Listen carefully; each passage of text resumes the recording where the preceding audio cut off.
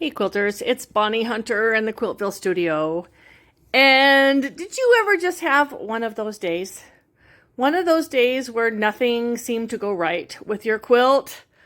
If so, then I'm sure you can commiserate with this.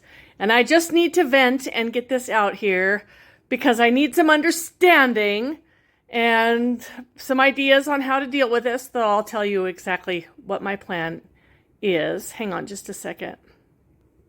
So this is the front of my Flaming Azalea quilt, and it turned out wonderfully. Everything the way that I wanted it to turn out, and I got it out of the machine, and I trimmed it up, and I am ready to do binding. But when I turned it to the back side, this is what I found.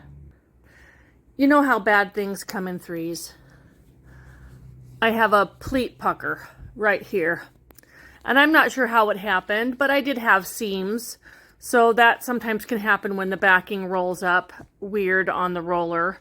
But it's not only that. My seam was fine here until I got part way down this seam. Let's see if I can share this. I don't know if you can see. There we go. But my tension got off part way down the seam, which meant on the seam on the other side, yeah, the tension was really off, and I didn't even notice it. I was in such a dang hurry to get this in the machine that I've got really bad railroad track tension on the seam. Not much I can do about it now. It's quilted and trimmed, but the worst part of all is this. Looks like my seam got too shallow, and this fabric pulled away from this one. The seam just came undone, and it's all quilted in place. So what am I going to do? Possibly applique something here, applique something over the pleaty pucker, and move on with my life. What else can you do? It just is the way that it is.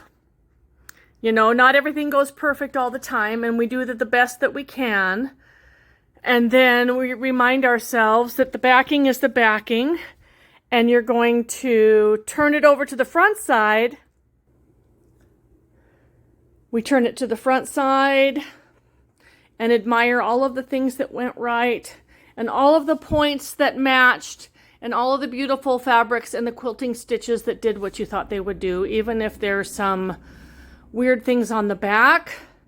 It's not the end of the world, and nobody gets through life without some mishaps and some scars. So I am moving on with this. I'm going to go ahead and stitch the label on and get the binding on and the hanging sleeve on and finish it as if it were a worthy quilt. And then I'm going to fix those bad spots by appliquing something over them, and that will become part of its story. I'm sure you have quilts just like that too. It's not my favorite thing to happen, but it's not the end of the world.